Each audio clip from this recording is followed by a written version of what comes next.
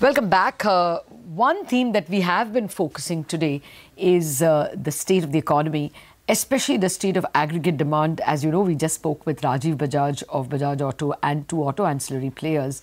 And then, of course, the steel sector biggie JSPL to understand demand trends. Basically, now we take the discussion forward with Pradeep Bakshi, Managing Director and CEO of Voltas, for a status check on the on-ground sentiment for consumer durables. Mr. Bakshi, good morning. Thank you very much for joining us. First up, just tell us how the demand has panned out in the fourth quarter so far. Last quarter, you reported a decline in AC sales.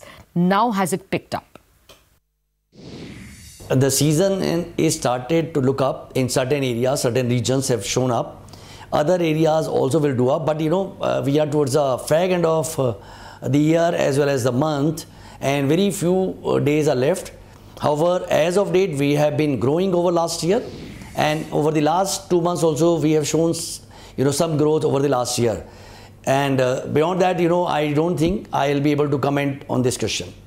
Okay, so Q4 is looking slightly better, but if you look at FY19 so far, it's been rather disappointing with mounting inventory and margin pressure.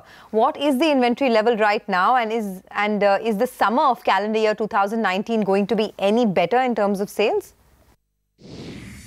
Yes, you are right in your observation that last 1.5, 2 years have not been very great as far as summers were concerned. Actually, summers never set in for a long period. They were very short-lived, and unfortunately, you know, people, the brands actually, they were looking at, you know, having a huge sales during the summer period. Unfortunately, that got missed out, and inventory got settled in the, you know, brand stores and all these stores, multi-brand outlets and all. But over the last few days, we've seen summer seems to be setting in some parts of the country, especially, you know, south region and part of the western region. And we are hopeful that also with the IMD reports, you know, talking about, you know, longer and harsher summers, this is going to get, you know, evaporated very fast. You know, I don't think it is inventory right now. It's been more than 1.5, 2 months at this moment in the pipeline, and this is going to get evaporated the moments, you know, summer sets in across country. Of course, Holi is very near, and North is also likely to show up immediately after Holi. By 22nd, 23rd, in the last week of March, you will get to see North also showing up signs of improvement as far as sales is concerned. Okay. What about FY20 in that case? When you talk of 2019 summer, are you looking at, say, 20-25% growth or 10 to 15% growth? What's the broad range that we can work with? If the kind of, you know, reports which are floating around, in case that is true and summers are really setting in and we get longer summers this time, I am confident more than between 10 and 15% growth can be seen by the industry. I don't think it will be 20-25%. Yes, of course, there is a pent-up demand for last 2 seasons. That's going to open up. And of course, there are new customers getting added every year. There are nuclear families coming up. In fact, also the economic condition seems to be improving. GDP, also the per capita income, everything is showing a little bit of improvement as far as India, which is the fastest growing economy. I can presume that 10 to 15% growth is in for this particular category. Okay, so 10 to 15% growth should be manageable, you say. But Mr. Bakshi, we know that Voltas has managed to expand its market share to 24%. But the worry is that expansion has come at the cost of margins. You've been guiding for 11% margin range for a while, but that means a 400 basis points decline in Q4, right? There are a gamut of reasons for this squeezing into the margin front.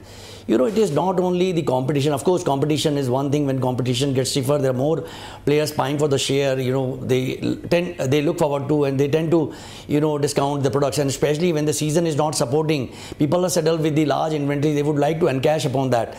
Besides that, you know, if you look at our forex volatility, what has happened to the forex, you know, in last 1 year, where it is gone from 64, 65 rupees, it touched almost 74 rupees during this year. And right now, currently also has been hovering around 70 rupees. So one is pile up of inventory, second is competition getting stiffer, thirdly the forex volatility. All this, you know, contribute to this erosion in the margins. And it is, you know, despite the fact, you know, our team continuously put in effort, our R&D as well as margin team, as well as, you know, manufacturing team, they put in effort to come out with value engineering so that, you know, we remain relevant for the consumer, we remain competitive for our consumers, and we are able to offer best of the product and services at the most competitive prices. And this is what has been our endeavor, and we've continued to do so and will continue to do so. This is our commitment to our consumers. what will the margins do in FY20? Right now, it's very difficult to comment as to what is going to be the margin in fiscal year 20. Challenges, of course, are there, and challenges would continue. However, we as a team would like to figure out as to how do we overcome these challenges and continue to, keep and maintain and sustain our profitability, continue to maintain our market shares, and continue to remain relevant for our consumers. This is our endeavor. I can't comment, as to what is going to be the dollar price tomorrow, what is going to be the commodity price tomorrow, what is going to happen to the season. There, it's all are actually, there are a lot of uncertainties. I agree, sir. Yeah, it is very hard to actually predict these things. But can you just help us quantify it a bit? Will AC margins be at least double digits, or is there an expectation that it could fall down to single digits? We ask because, that's the biggest worry that investors have. At this moment, actually, I won't be in a position to comment on the margin front, whether they are going to be a single digit or they will be double digit. It's very difficult. As I told you, there are uncertainties, there are reasons, as I've cited. As if everything falls in place, the margins would remain intact. If the things are not shaping up in the way we are looking forward to, then margins may come under pressure, of course. But it's difficult to comment. Forward-looking statements are very, very difficult to give at this juncture. No, so I take your point. Things are changing so much month on month. We were just trying our luck. If you can tell us a little more about the new Voltas-Beko alliance. It's currently reporting a loss. When do you expect to turn that into a profitable unit? I don't take it as a loss. It is a committed investment which is being made into this category and the brand. Voltas-Beko, when we had started this venture and when we had got into this particular category, we had earmarked some kind of money which is going to get into brand building, which is going to get into setting up of a manufacturing setup, and which is into manufacturing of infrastructure, creating the infrastructure. So all this I treat it as an investment. I don't treat it as a loss, and this will continue for a while unless the brand is is standing on its own. We have already, said we are already setting up our factories. By next year, once our factory comes up, our numbers are going to grow very fast, because the direct cool refrigerator, which is not available as of now, from this particular joint venture will be made available, which is very significant portion. Almost 68 to 70% of the refrigerators are being sold as direct cool refrigerator only, and that is going to be made available from next year onwards. So I don't think we are, anywhere concerned with this particular investment, and this will continue to happen as long as we make our mark present and felt to the consumers and to the industry. Sure. Okay. Lastly, sir, CLSA suggested about creating shareholder value by demerging the businesses. Is that something that the management has thought about at all?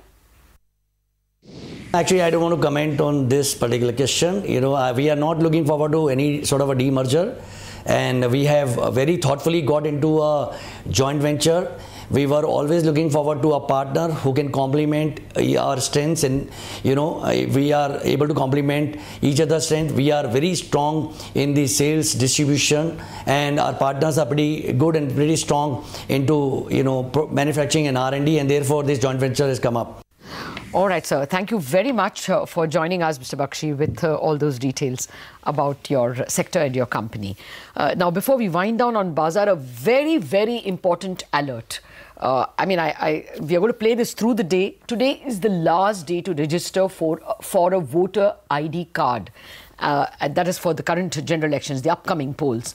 So whoever hasn't yet done the needful, please hurry up, bunk the day, no problem, but you must go and register yourself as a voter. We wrap up Bazaar on that note.